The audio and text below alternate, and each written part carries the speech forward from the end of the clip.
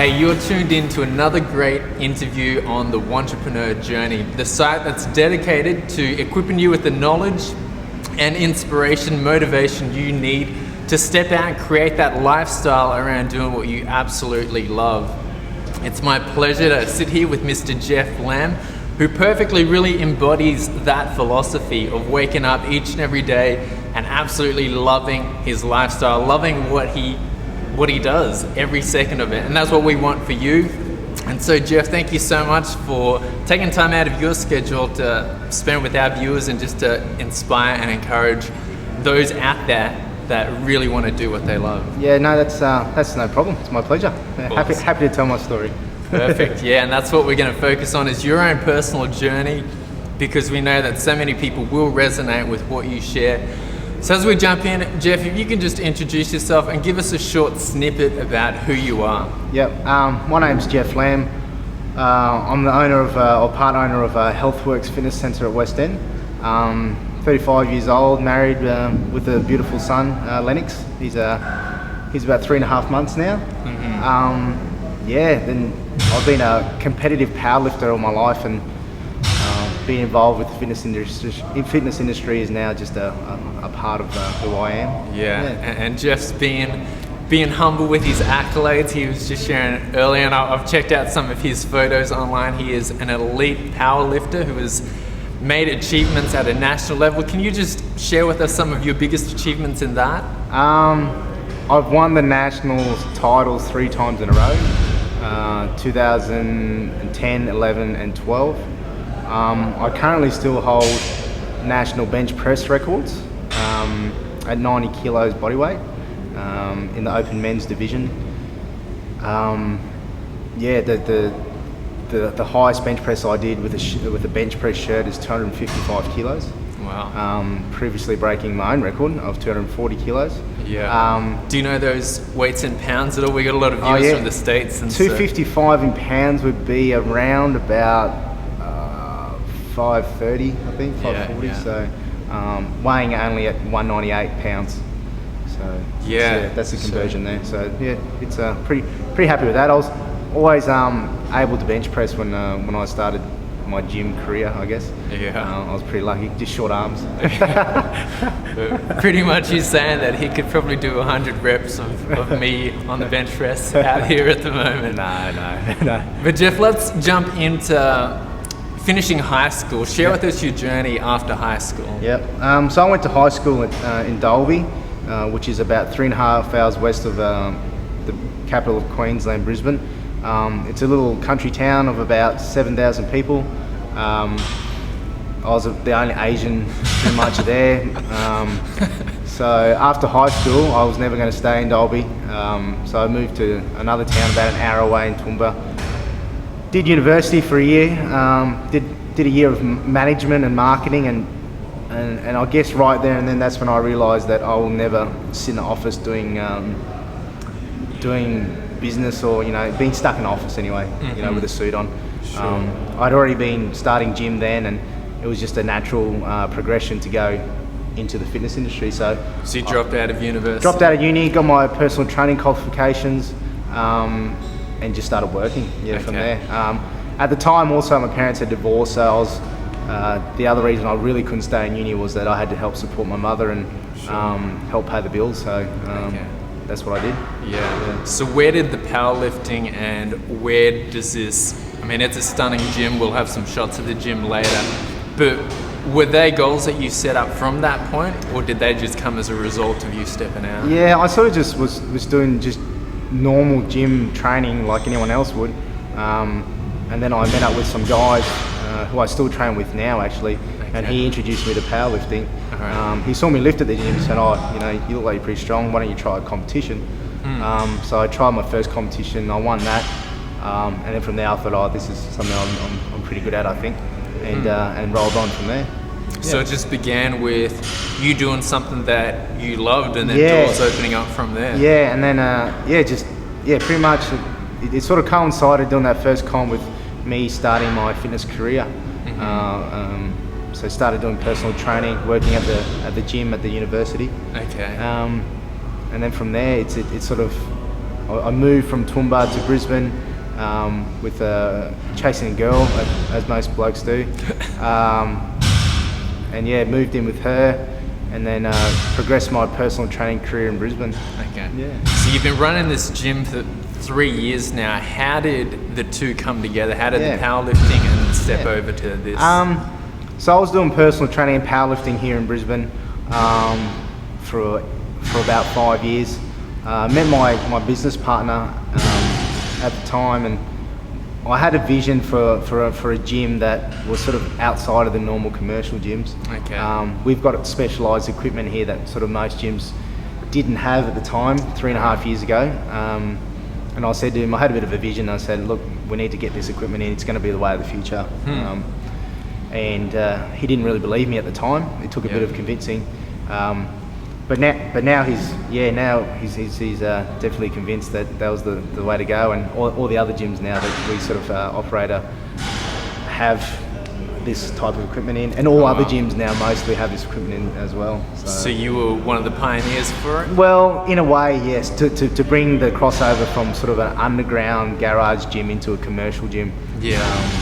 Because predominantly commercial gyms were seen as just treadmills and bikes and sort of, group fitness training, which we have as well, but then we allow for the heavy sort of lifting as well, the powerlifting side of things. Okay. And coming from powerlifting background, I needed somewhere to train. Yeah. So I thought, well, I'm going to put this in. Yeah. And we ended up having to get more powerlifting equipment. Oh, wow. Yeah, so. Talk to us a little more. You mentioned just before about having that vision. That's something that seems to come a lot with successful people, is having a vision. Can you unpack that a little more? Yeah, I think I was at uni at the time. Like I said, family was going through some crap. So I had to make a decision right there and then what I wanted to do. And I think I was sitting in a lecture or a tute one time, and they were just talking about, I think it was economics, and going through stats and stuff, and I just went, man, this is just boring me to death. I was thinking about training at the time, and I was waiting for the class to finish it so I could go to training. Yeah. So right then and then, pretty much I just said, that's it. Yeah. Wow. I'm never going to sit in an office with a suit on. That's a brave thing to do, really, Jeff, and I think it's one of the biggest struggles that a lot of people I meet, because you do have the safe, conventional path. What was going on in your head at the time, and did you really struggle as you stepped out to think, dang it, maybe I should have stayed in the well-beaten path? Not really, just because of the fact that how I felt when I was in the class and in the lecture, the tute, whatever it was the case, I'm really bored with this. Yeah. And I find myself more passionate and excited when I step into a gym environment and talk about training. Yeah. And it was just automatic, really. It really was no choice. Yeah, it was really simple. For those that are sitting in classes now that are experiencing exactly the same that you're experiencing, what advice would you have for them? Oh, look, you know what? A lot of the times it's also it comes from a long line of probably family pressures. So a lot of the times, being of Asian background, it's probably a given that we're supposed to go to uni and get some sort of professional career, accounting or lawyer or something like that. But that was never going to happen with me. So I just moved on to do other things. How did you deal with that pressure? I fought with my dad and for a long time about it. In terms of, he always wanted me to go to uni and become this, become that. But we never saw eye to eye with that. It's only probably just recently that he's accepted the fact that you can make money and make a career out of doing something you love. Yeah. Specifically a gym or the fitness industry. Yeah. So dealing with family pressures, then what would you say to someone that's... I just do it. Don't worry about it. They will. If they're your family, they'll back you. They might hate you for a bit, but in the end they'll back you and support you. That's good. What would you say would be one of the most difficult points you came to as you stepped out into uncharted waters? Financial security. And I think everyone has a big fear of that. And don't get me wrong, going to unis, no, you don't make any money doing that. But it's that initial step of going, all right, everything I do now is going to be upon me. So if I don't have income this week, it's because of me, not because I'm employed by anyone, because I'm my own business sort of thing. So I have to go out in there and make money. That's a pretty good motivator. For sure. So Jeff, I come to you, I'm that ticked off student in school and say, Jeff, man, I really want to step out and build a business around doing what I love. Three things you'd give me to do. Research what industry that you are passionate about. Definitely have a look at, if it is financially viable. Like you do have to be realistic because you do have bills to pay and you do have to make a living. Sure. That's the first tip. The second tip is, have you got support as such from family, friends, your partner? Okay. Right? And make sure you inform them and let them know what's going on. And thirdly, once you make a decision, don't hold back. Yeah. Just go full force into it. Don't have any hesitation. Love it. That's awesome, Jeff. Can you share with us one of the biggest highlights you've experienced in stepping out? And this could include your powerlifting, your personal life. Yeah. It's probably a combination of opening this business, August 1st, 2010. Like I said, it was a long time coming. We had a lot of issues when we first started setting up. It was about 6 months over time of opening. So that official opening day, opening week was just magical to see everything come to fruition. Personally, powerlifting wise, it's given me opened a lot of doors. Yeah. And I guess the main highlight is having those national bench press records and being recognised for those achievements. Yeah. And then personal life is getting married and having my first child. Like anyone else. Cool. What drives you and what motivates you daily? Providing for my family now. Okay. Yeah, it used to be personal achievements and trying to achieve that next great record, but now it's just about providing a future for my family. And being healthy too. Initially when I first got into it, I didn't care too much about my health as such, but now that I'm a little bit older and wiser, you think about that. Sure. Do you have a life philosophy or any sort of structure that really allows you to? Oh, it's one of those, I think everyone sort of plays by this, but it's sort of a case of work really hard, which will allow you to play really hard, but then train really hard too. So it's sort of like a triangle, you work, you make your money, which allows you to afford the things that you want to afford so you can play up a little bit. And then the third thing is you got to treat the body right so that you have the health to do all the other things. So it's just like this life cycle. That's really pretty simple, really. Well, it's worked for you. I mean, looking at your life and looking at what you've got running here at HealthWorks, definitely. What is the greatest piece of advice you've ever received? Like one of those points that I said before, was just go for it, jump in the deep end, learn how to swim. So, if that's crossing a career, if you're changing jobs or changing careers, or a sea change in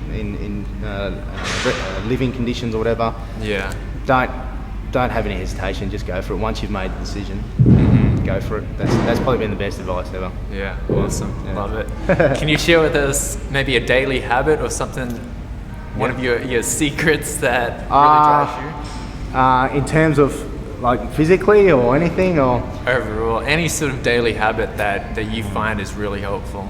Daily habit that I have. Look, the only thing I really do habitually is I get up every morning and drink about a litre of water with lemon in it. That's about, I don't know what it does. But I've done that from day one. Now I've heard that from a lot of people actually, just getting up and I think the oxygen in the water. I don't know, I'm thirsty from being asleep, whatever, and I just scull a litre of water and I squeeze a whole lemon in it, and it just, it warms me up, it sort of kickstarts everything. But other than that, just living healthy, eating healthy, doing things, being active, that's a daily ritual in itself, doing those things, so you're constantly becoming better. Tips for balancing schedules. You're a family man, a father, you do powerlifting, you run this full-time business. How do you do it? Sometimes I don't. They sort of mold. I have to give credit to my wife. She handles a lot of things quite well. I have to give credit to my family as well. They sort of, my mum and that, they're great backup and support as well. Friends definitely help out big time. Work-wise, staff. If you get the right staff in, then you're sweet. You're only as good as your staff in any business. I've been very fortunate with my staff, so I can rely on them quite well. Yeah. I just lose sleep. That's the way I only manage. There's no secret. Yeah. I just don't sleep as much anymore, especially with the newborn. Yeah, I bet. But I power through. I'm sort of used to it now, and your body can adapt to many things. As long as, like I said, you keep those things going. You know, you are healthy. You make sure you're eating the right things. You get enough sleep when you can, and you are training. Then physically, you should be all right. The body should be able to handle it. Yeah. You know? There's no reason why. But if you lack one of those aspects, then yeah, you're going to die. Yeah. No, that's really good, having that holistic approach. Yeah, you got to do it. Yeah, everyone should be looking into that. And that other point you mentioned, building that team, that community around you, seems to be something that's recurring as I speak more to people. Yeah, you've got to have that network of people. Like I said, family, friends, workmates. Yeah. I think these days more and more, just the way society is, we lose a bit of that. Yeah. But coming from a small country town, I think that's actually helped me realise how important that is. Yeah. And I try to surround myself with people who think the same. Yeah. That's great advice for single folks out there. Yeah, Get married absolutely. and there's your team already. Yeah, instant team, in-laws, everything. Yeah. Hey Jeff, you've been so inspiring and encouraging. Thank you so much for taking time out. Three questions that I like to finish off every interview with. The first one, who's been the greatest influence on your life? You know what? I looked at your last interview. I looked at those questions, and my mother. She's been through a fair bit, and to come out to where she is now, I think, she's definitely probably most inspiring. Yeah. Can you share maybe one point, a big lesson she taught you in life? Just be generous. She's a very selfless person. Yeah. And I think if I can be as quarter selfless as her, then I think I'll be doing all right. Yeah. Definitely. Jeff was so willing to help out as I reached out to him, so I know the apple doesn't fall far from the tree there. I try.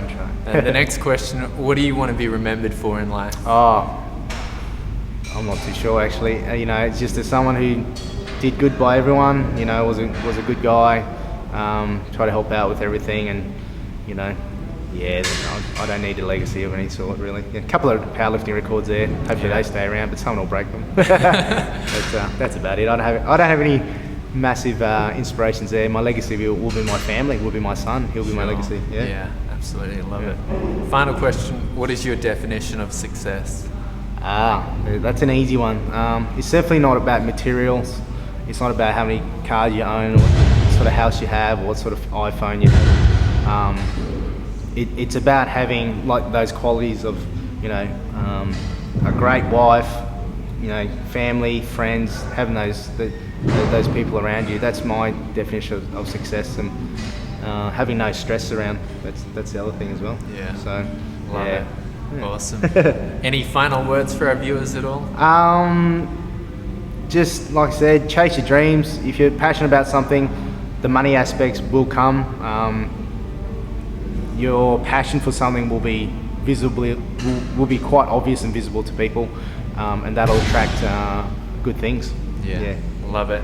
And we'll have all of our discussion in the show notes and ways that you can reach Jeff. We'll have a link to the gym's website, and Jeff's contact details will be there, because I know there'll be a lot of people that will want further advice from Jeff. Such a wise and encouraging person. Jeff, thank you again so much for taking time out. Cheers.